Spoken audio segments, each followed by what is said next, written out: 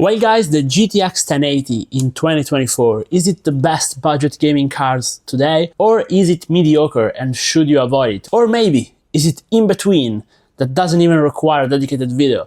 Well, let me tell you off the get-go, I think it's one of the best cards to buy used today. So let's get started with the specs and with what are his strong points compared to the other used cards which we tested recently on the channel, like the RX 5700 XT and many others. Now this card has the Pascal architecture and was released in 2016, around May, so now it has 8 years in 2024. Pretty old card, but as most people in the tech industry know, Pascal was actually quite ahead of its generation, actually making it harder for Nvidia to innovate in the next gens because of how good it was. Now this card has 8 GB of GDDR5X VRAM, which even in today's world are plenty fine for 1080p and decent for 1440p, which is what you can also use this card for, but let's not spoil it too much. Now this card, when it came out, it was listed as requiring just 450 watts of power supply, so it's pretty efficient, and base models only had a single 8-pin for power. Now what I have here today is an Inno3D iChill X4, pretty unique with this design with 4 fans, and this one has an 8+6.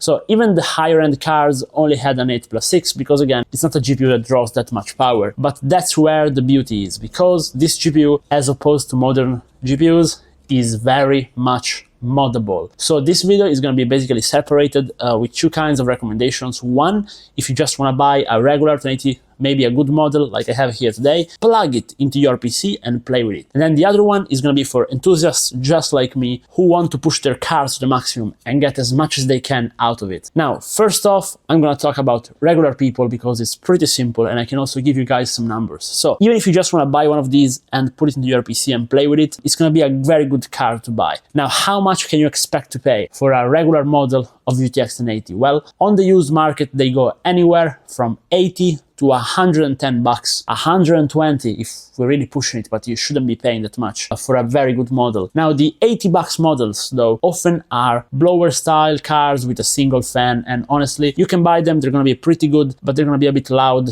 and you have to factor in a repaste, change of thermal paste, pretty much compulsory. A card like mine is right in the middle, so you can buy it for around 100 bucks flat. It's what I paid for mine, very good condition with the box and with the thermal paste already changed. If you're buying the card just to slot into your PC, it's gonna be fine, okay? You don't need an expensive power supply, you don't need a very good ventilated case, you can just buy it, plug it in and it's gonna work. What kind of performance can you expect with these settings? Well, you can expect to play most competitive games 1080p plenty fine, Apex Legends at over 140 FPS, you can play on a 144Hz monitor. Warzone, again with a stock card, just a little bit over 60 FPS, around 70 to 80 FPS really, with the 1% lows dropping in the 50s, so still very playable. And Fortnite a bit better than Apex, you can actually get around 180 FPS on average. If you're playing just regular single player titles like The Witcher 3, or more likely since we are in 2024, Cyberpunk, Alan Wake, you can still play it, you will need to drop a bit of details, but 60 FPS 1080p is very much doable without making the card break too much of a sweat, to be honest. However, those very good performance metrics, which again, for a card that you can buy very easily for 100 bucks, are pretty good, are not the reason why I'm recommending this card. The reason is actually completely different, and it has to do with what you can buy and what you can do to it after you bought it. Again, this came out as the flagship card for Nvidia. We then had a 1080 Ti, but this was basically the normal flagship with around the 600 euros MSRP when it came out. Since it was the flagship, we had a lot of very good models done. We had hybrid cars which had all-in-one water coolers attached to them, and we have some very good triple and 4 fan designs which today are no longer doable due to Nvidia restriction that they're putting on board partners. So for example, the Strix GTX 1080 was a great card. We had the AVGA, we even had the Kingpin from AVGA version, and really, if you go on Tech Power Up and just scroll through the models of the 1080s, you have like 100 of them, and a lot are very good. And the good part is you can buy them in the price range I mentioned. If you're buying an entry-level 4060, for example, or a 3050, which is much worse than this card, by the way, performance at stock is comparable with a 3060. It is just slightly slower. You're gonna get a very low-end card, maybe a dual fan or a single fan with mostly plastic, very little heatsink, and just a cheap card. But here you can buy a high-end card. It's like buying a used Porsche, for example. So that's the first thing. And if you buy a very good model like this one, you can overclock it and get around 10 to 15% more performance just by doing a good overclock or voltage point undervolt / overclock. And I do have tutorials on the channel on how to do that, by the way.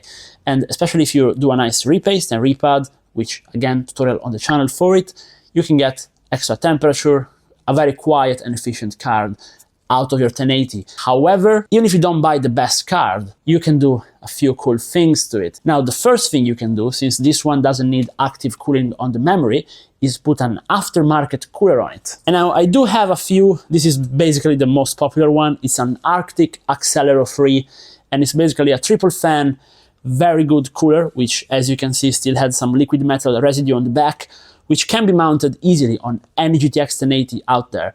And this thing will actually drop your temperature by about 20 degrees and allow you to overclock it even higher. Then we go to the second step. You can just put liquid metal on it and overclock it even higher, because 1080s weren't really as limited as modern day cards. They are not really BIOS moddable like GTX 9 series was. If you are curious about that, by the way, go check out my GTX 780 in 2024 video, where I really talk about BIOS modding and things of that matter. But even on a 1080, you can just flash the BIOS on it, then unlock TDP and make it draw like 300 watts. And if you can cool down the 300 watts, you can get roughly 25% more performance. Speaking about cooling down, you may also want to use one of these. This is a Kraken G12.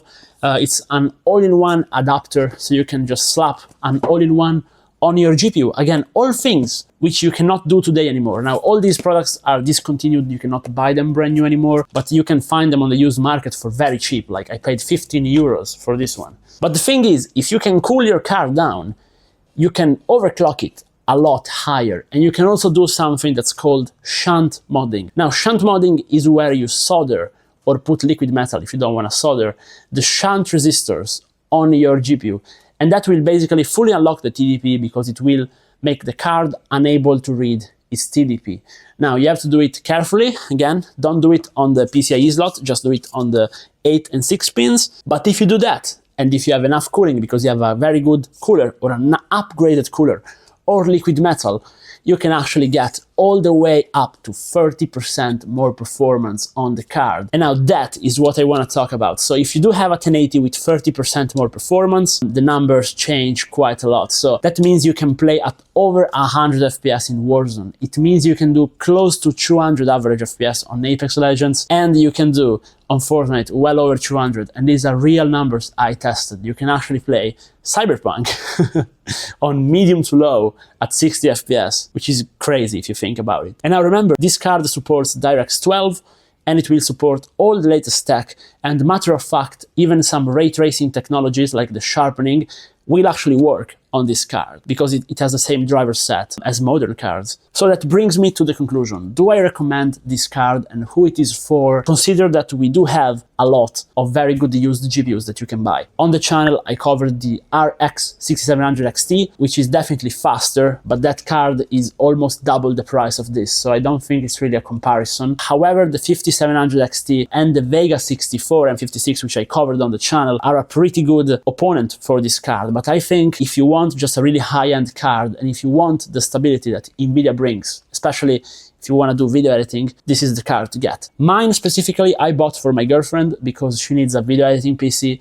which you will see on the channel very soon, or if you're seeing this in the future, it's going to be on the channel if you want to see the full build with a 20-core Xeon on an X99 platform come around. You may want to check it out. I do recommend it. I bought one for myself. I think today it's a great card to buy, and I think there are some great customs out there. So with that said, do let me know down below, please. Especially if you don't agree with what I said, I want to know why, because maybe I'm missing out on something, or maybe you have some bad experience to tell me about 1080s. And in any case, consider dropping a like and subscribe to the channel for more content like this and just tech content in general. And I hope to see you guys in another video. And I wish you a very good day. Bye bye.